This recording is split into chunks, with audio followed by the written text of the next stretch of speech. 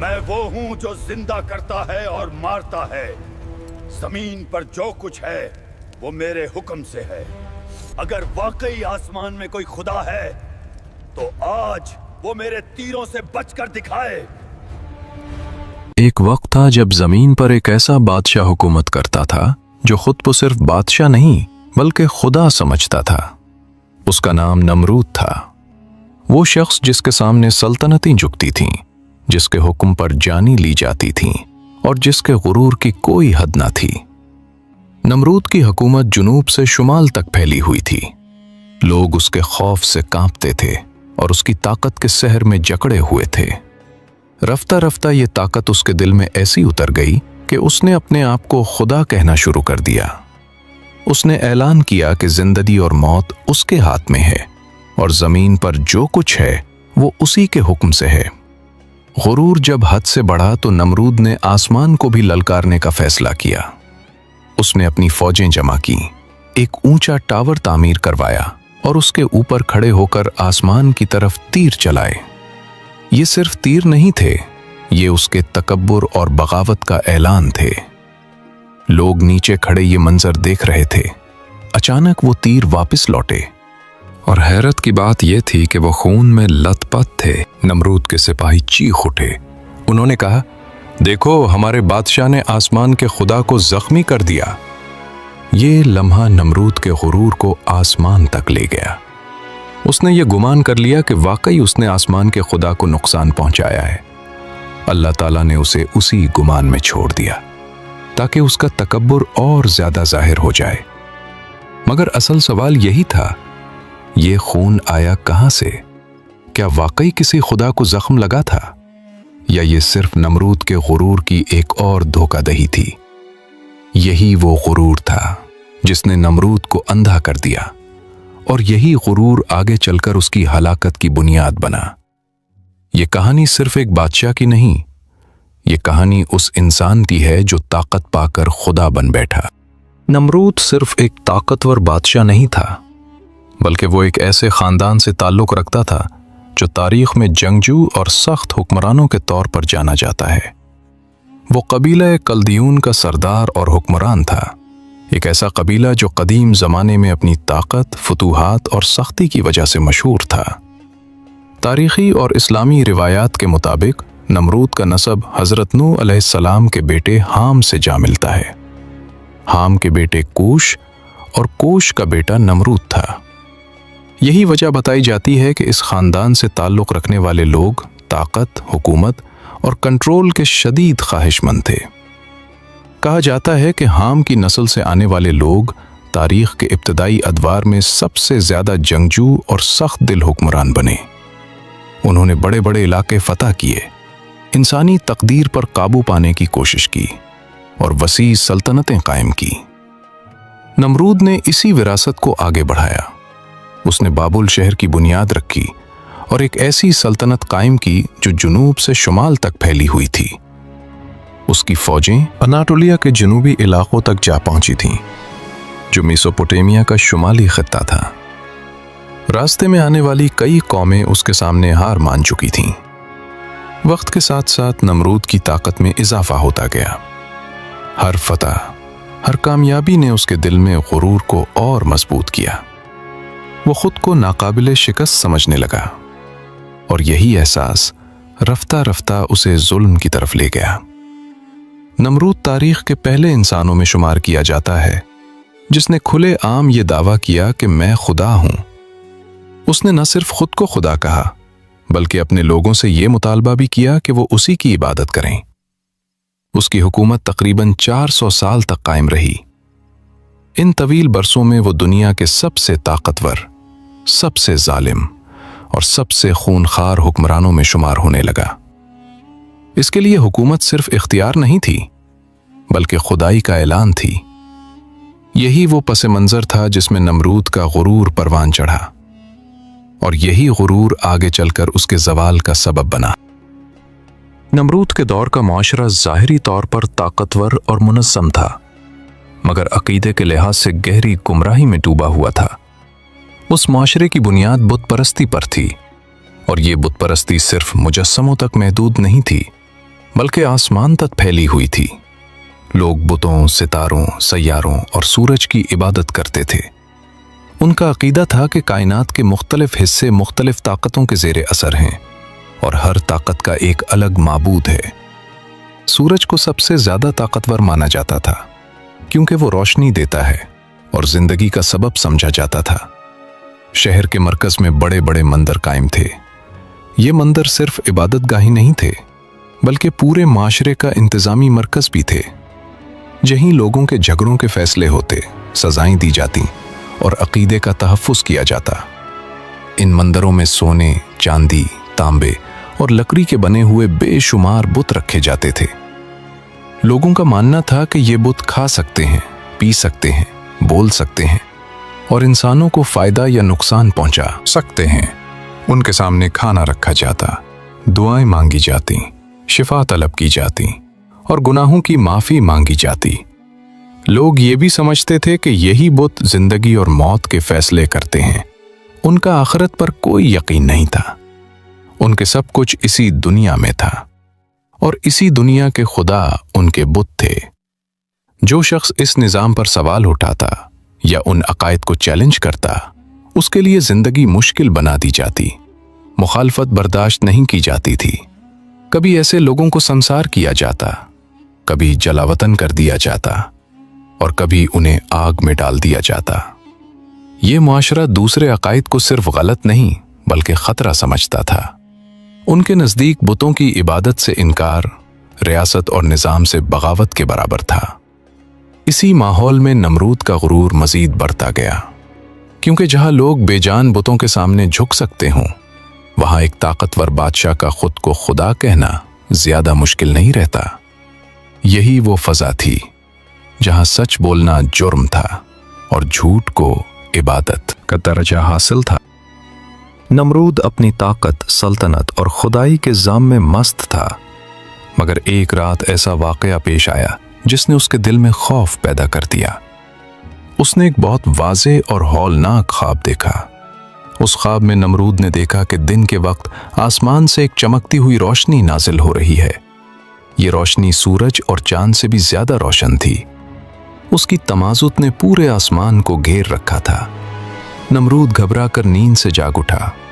उसका जिस्म पसीने में डूबा हुआ था और दिल बेचैन था। वो फौरन अपने काबिले एतमाद फौलगेरों और नजूमियों को बुलवा लाया ताकि ख्वाब की ताबीर पूछी जा सके। फौलगेरों ने गौर किया और फिर नमरूद को वो बात बताई जिसने उसके गुरूर को लरसा दिया। उन्होंने कहा कि उसके मुल्क में जल्द एक लड़का पैदा होने वाला है जो लोगों का मजहब बदल देगा और आखिरकार नमरूद की हुकूमत और उसकी जान के लिए खतरा बनेगा। ये सुनना था कि नमरूद का खौफ गुस्से में बदल गया। उसने फौरन एक जालिमाना हुक्म जारी कर दिया। हुक्म वाज़े, उसके मुल्क में पैदा होने वाले तमाम नौमौलूद लड़कों को कत्ल कर दिया जाए।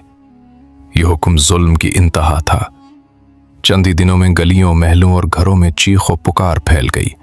बेशुमार मासूम बच्चों को बेदर्दी से कत्ल किया गया। माओं की गोदें उजड़ गईं और बाप बेबसी से ये जुल्म देखते रहे। नमरूद का ख्याल था कि वो इस तरह अपने मुस्तकबिल के खतरे को खत्म कर देगा। वो ये समझ बैठा था कि इंसानों को कत्ल करके वो तकदीर को बदल सकता है, मगर वो ये भूल गया था कि जिसने ख्वाब दिखाया है वही हिफाजत भी कर सकता है। ये वो लम्हा था जहां नमरूद का जुल्म अपने उरूज पर था और यही वो वक्त था जब अल्लाह की कुदरत खामोशी से अपना काम कर रही थी। इसी जुल्म के साए में हजरत इब्राहीम अलैहिस्सलाम की विलादत का वक्त करीब आ रहा था। नमरूद के जुल्म के दिनों में जब हर तरफ खौफ और कत्ले अतफाल का सिलसिला जारी था, उसी वक्त हजरत इब्राहीम अलैहिस्सलाम की वालदा के यहाँ विलादत का वक्त करीब आ चुका था। हुक्म बिल्कुल वाज़े था, अगर लड़का पैदा हुआ तो उसे कत्ल कर दिया जाएगा। ये माँ के लिए सबसे कड़ा इम्तिहान था।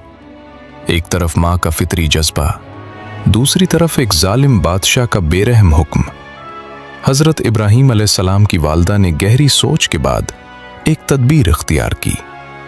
उन्होंने अपने शौहर आज़र से कहा कि वो शहर के मंदिर जाएं और दुआ करें।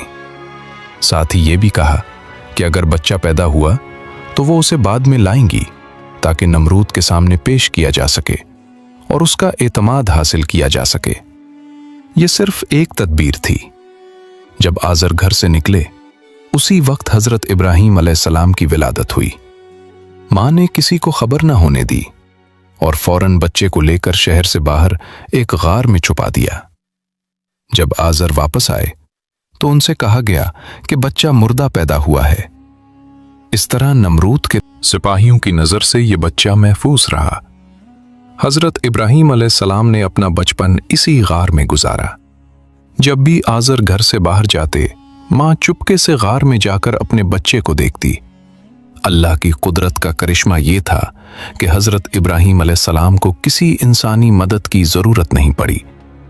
इस्लामी रिवायात के मुताबिक हजरत जिब्राईल अलैहिस्सलाम उनके लिए दूध और शहद का इंतजाम करते थे और वो अपनी उंगलियों से वो ग़िज़ा हासिल करते थे। ये एक माँ के लिए हैरत और सुकून का मंजर था। एक तरफ जालिम बादशाह का खौफ, दूसरी तरफ अल्लाह की खामोश हिफाजत। साल गुजरते गए। गार में पलने वाला ये बच्चा अल्लाह की निगरानी में जवान हो रहा था। नमरूद अपने गुरूर में मस्त था और ये भूल चुका था कि जिस बच्चे को वो तलाश कर रहा है, वो उसकी आंखों से ओझल कुदरत की पनाह में परवान चढ़ रहा है। यही बच्चा आगे चलकर हक की आवाज बनने वाला था। वक्त गुजरता गया और गार में परवरिश पाने वाला बच्चा जवानी की दहलीज पर पहुंच गया। हजरत इब्राहीम अलैहिस्सलाम की फितरत में इब्तदा ही से एक खुदा पर यकीन रचा बसा था। वो दुनिया को सिर्फ देखते नहीं थे, बल्कि अक्ल और दिल से समझने की कोशिश करते थे। जवानी में कदम रखते ही इर्द गिर्द का माहौल उन्हें बेचैन करने लगा। वो देखते थे कि लोग ऐसी चीजों के सामने झुकते हैं जो ना खुद अपनी हिफाजत कर सकती हैं और ना किसी को फायदा या नुकसान पहुंचा सकती हैं। एक रात उन्हें नींद ना आई। वो तन्हाई में गौर करने के लिए पहाड़ पर चले गए। उस रात आसमान साफ था और सितारे चमक रहे थे जिनकी उस कौम इबादत करती थी। उन्होंने सितारों को देखा और सोचा, क्या ये खुदा हो सकते हैं? मगर जब सितारा गायब हो गया तो कहा कि मुझे वो चीज पसंद नहीं जो गायब हो जाए। फिर उन्होंने चांद को देखा, लेकिन जब वो भी डूब गया तो कहा कि अगर मेरा रब मुझे हिदायत ना दे तो मैं भी गुमराह हो जाऊंगा। फिर सूरज तुलू हुआ, मगर जब वो बेगुरूब हो गया तो हकीकत वाज़े हो गई। हजरत इब्राहीम अलैहिस्सलाम समझ गए कि जो चीज आती जाती हो वो खुदा नहीं हो सकती। एक सच्चा खुदा वो है जो हमेशा कायम रहे और हर चीज का खालिक हो। इसी लम्हे उन्होंने फैसला कर लिया कि वो सिर्फ इसी एक अल्लाह की इबादत करेंगे जो नजर न आते हुए भी हर चीज पर कादिर है। जब हजरत इब्राहीम अलैहिस्सलाम के दिल में हक वाज़े हो गया तो उन्होंने सबसे पहले अपने वालिद आज़र से बात करने का फैसला किया, जो खुद बुत तराशने वाले और उन्हीं के पुजारी थे। हजरत इब्राहीम अलैहिस्सलाम ने अदब और नरमी से समझाया कि ये बुत न सुनते हैं, न देख सकते हैं और न किसी को फायदा या नुकसान पहुंचा सकते हैं, और उन्हें माबूद मानना खुली गुमराही है। ये बात आज़र के लिए नाकाबिले बर्दाश्त थी। गुस्से में आकर उन्होंने हजरत इब्राहीम अलैहिस्सलाम को कत्ल की धमकी दी और कहा कि अगर वो बाज ना आए तो उन्हें संसार कर दिया जाएगा। इस सख्त रद्द अमल के बावजूद हजरत इब्राहीम अलैहिस्सलाम ने बदतमीजी के बजाय सब्र और वक़ार इख्तियार किया। उन्होंने कहा कि वो अपने वालिद के लिए अल्लाह से मग़फ़िरत की दुआ करेंगे और ख़ुद बुतपरस्ती से दूर रहेंगे, क्योंकि वो नहीं चाहते थे कि उनके वालिद आग का ईंधन बने। अब ये वाज़े हो चुका था कि ये घर हक की बात के लिए महफूज नहीं रहा। इसीलिए हजरत इब्राहीम अलैहिस्सलाम ने अल्लाह पर भरोसा करते हुए घर छोड़ने का फैसला किया। यह हिजरत बातिल से कटकर हक के साथ खड़े होने का ऐलान थी। हजरत इब्राहीम अलैहिस्सलाम ने जब अपने वालिद का घर छोड़ा तो वो अकेले जरूर हो गए, मगर उन्होंने अपनी कौम को हक की दावत देना तर्क नहीं किया। वो चाहते थे कि लोग अक्ल से सोचें और अपने झूठे माबूदों पर खुद सवाल उठाएं। नमरूद की कौम कबीला कल्दीउन साल में एक बार एक बड़ा त्यौहार मनाती थी। इस मौके पर पूरा शहर खाली हो जाता और लोग अपने माबूदों को मंदिरों में छोड़कर शहर से बाहर चले जाते। हजरत इब्राहीम अलैहिस्सलाम उसी दिन का इंतजार कर रहे थे। जब गलियां सुनसान हो गईं और शहर में खामोशी छा गई तो वो एक तेज कुल्हाड़ी लेकर मंदिर की तरफ रवाना हुए। मंदिर में दाखिल कर उन्होंने सोने, तांबे और लकड़ी के बेशुमार बुत देखे जिनके सामने खाना रखा था। उन्होंने उन बुतों से कहा कि तुम खाते क्यों नहीं और बोलते क्यों नहीं? फिर बगैर किसी खौफ के उन्होंने तमाम बुत तोड़ दिए सिवाय सबसे बड़े बुत के। इसी के गले में कुल्हाड़ी लटकाकर वो चले गए। ये एक खामोश मगर वाज़ेह पैगाम था, एक ऐसा सवाल जिसका जवाब अगले दिन पूरी कौम को खुद देना था। जब त्यौहार खत्म हुआ तो कौम शहर वापस लौटी और सबसे पहले अपने मंदिर का रुख किया, मगर मंदिर में दाखिल होते ही वो हैरत और सदमे में डूब गए। सोने, लकड़ी और पत्थर के बुत टूटे हुए जमीन पर बिखरे पड़े थे और हर तरफ तबाही का मंजर था। कौम में शोर मच गया और लोग एक दूसरे से पूछने लगे कि ये गुस्ताखी किसने की है। जल्द ही सबकी नजरें हजरत इब्राहीम अलैहिस्सलाम पर जा ठहरे, जो हमेशा बुत परस्ती की मुखालफत करते और एक अल्लाह की दावत देते थे। कौम ने उनसे सख्त लहजे में सवाल किया। हजरत इब्राहीम अलैहिस्सलाम ने पुरसुकून अंदाज में जवाब दिया कि शायद ये काम सबसे बड़े बुत ने किया हो, और अगर यकीन नहीं तो उसी से पूछ लो। कौम खामोश हो गई क्योंकि वो जानते थे कि बुत न बोल सकते हैं न अपनी हिफाजत कर सकते हैं। इस दलील ने उनके माबूदों की कमजोरी वाज़ेह कर दी, मगर सच मानने के बजाय उन्होंने ताकत का सहारा लेने का फैसला किया। जब बुतों की बेबसी कौम के सामने वाज़ेह हो गई तो मामला नमरूद तक जा पहुंचा। कौम के सरदारों ने उसे बताया कि एक नौजवान बुत परस्ती से इनकार करता और लोगों को एक अल्लाह की इबादत की तरफ बुलाता है। नमरूद ने हजरत इब्राहीम अलैहिस्सलाम को दरबार में बुलाया। इब्तदा में उसने बात को मामूली समझा, मगर गुफ्तगू जल्द ही खुले मुनाजरे में बदल गई। हजरत इब्राहीम अलैहिस्सलाम ने पूरे एतमाद से कहा कि मेरा रब वो है जो जिंदगी देता है और मौत देता है। नमरूद ने गुरूर से जवाब दिया कि ये काम वो भी कर सकता है। फिर उसने 2 कैदियों में से एक को छोड़ दिया और दूसरे को कत्ल करवा दिया। हजरत इब्राहीम अलैहिस्सलाम ने इस झूठी दलील को रद्द करके कहा कि अल्लाह सूरज को मशरिक से निकालता है, अगर तुम खुदा हो तो उसे मगरिब से निकाल कर दिखाओ। ये सुनकर नमरूद खामोश हो गया। उसके पास कोई जवाब न था। हक वाज़ेह हो चुका था, मगर नमरूद ने मानने के बजाय ताकत का रास्ता चुन लिया, जो आगे चलकर एक बड़ी आजमाइश का सबब बना। जब नमरूद हजरत इब्राहीम अलैहिस्सलाम के सामने दलील में लाजवाब हो गया तो उसका गुरूर टूट गया और उसके दिल में हक के लिए कोई जगह न रही। उसने फौरन अपने मशीरों को बुलाया और मुशावरत के बाद फैसला किया कि हजरत इब्राहीम अलैहिस्सलाम को आग में जलाया जाए। पूरे शहर को हुक्म दिया गया कि आग के लिए लकड़ी जमा की जाए और 1 महीने में लकड़ियों का बड़ा ढेर लग गया।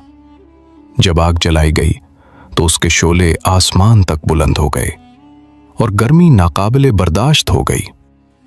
आग इतनी शदीद थी कि किसी का करीब जाना मुमकिन न रहा। इसलिए नमरूद ने मंजनीक बनाने का हुक्म दिया ताकि हजरत इब्राहीम अलैहिस्सलाम को दूर से आग में फेंका जा सके।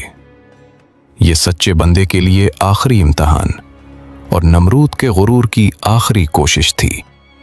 जब मंजनीक तैयार हुई और हजरत इब्राहीम अलैहिस्सलाम को जंजीरों में जकड़कर आग के सामने लाया गया तो पूरा शहर जमा था।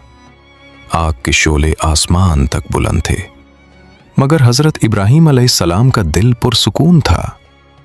फरिश्तों ने अल्लाह से अर्ज की और मदद की पेशकश की, मगर हजरत इब्राहीम अलैहिस्सलाम ने कहा कि वो अपने रब के फैसले पर राजी हैं।